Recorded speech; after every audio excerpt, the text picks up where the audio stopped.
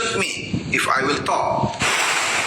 Gagamitin ako bilang panakipbutas sa kanilang kampanya laban sa korupsyon.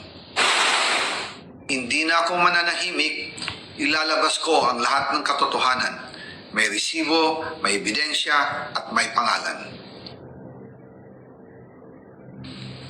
Para sa bawat Pilipino, alam ko na buo ang galit ninyo sa akin ngayon. Nauunawaan ko rin kung bakit. Lalo na at malaki ang halagang nakataya. Pero bago kayo humusga, hayaan ninyong ipaliwanag ko ang buong katotohanan. Matagal akong hindi nagsalita dahil may direktang utos sa akin. Huwag nang bumalik ng Pilipinas at manahimik na lamang. Umalis ako noong July 19, 2025 para sa aking medical check-up. Nakaplanong bumalik pagkatapos ng SONA ni Pangulo.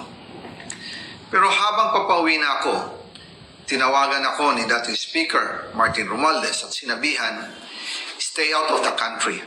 You will be well taken care of as instructed by the President." Noon naniniwala pa ako sa kanila, kaya't hindi ako bumalik. Tumikom ang aking bibig, sumunod ako, pero ang hindi ko alam, ang ibig pala nilang sabihin sa aalagaan ka namin ay gagamitin ako bilang panakipbutas sa kanilang kampanya laban sa korupsyon. Ginawa nila akong poster boy ng kanilang sariling kasinungalingan. Ngayon, hindi na ako mananahimik, ilalabas ko ang lahat ng katotohanan. May resibo, may ebidensya, at may pangalan. Nagsimula ito nung tumawag si Sekmina Pangandaman sa akin nung nag-umpisa ang BICAM process last year, 2024. Ang sabi niya, katatapos lang ng meeting nila ni Pangulo at may instructions na mag-insert or magpasok ng 100 billion worth of projects sa BICAM. At sinabi pa ni Sekmina, you can confirm with Yusek Adrian Bersamin dahil magkasama sila sa meeting ni Pangulong BBM noong araw na yon.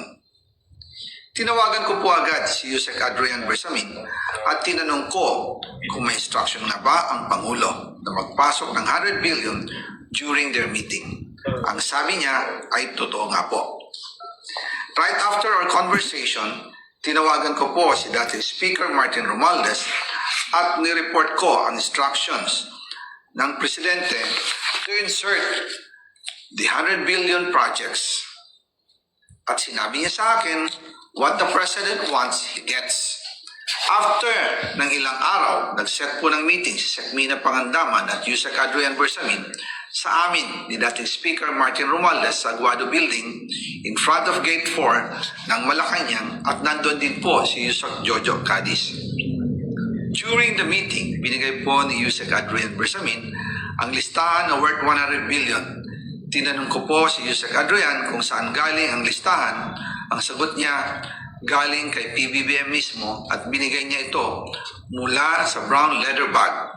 Nung sinabi po ni Yusek Adrian Bersamin, yung brown leather bag, naalala ko noong nasa Singapore kami right after the elections of May 2022 sa Hilton Hotel, kami ni dating Speaker Martin and PBBM habang pauwi at pabalik ng Pilipinas, hinabol ng PSG ang brown leather bag at ang sabi ni PBBM, maiwan na lahat, wag lang ang brown leather bag. Kaya naniwala ako na utos talaga ito ng Pangulo.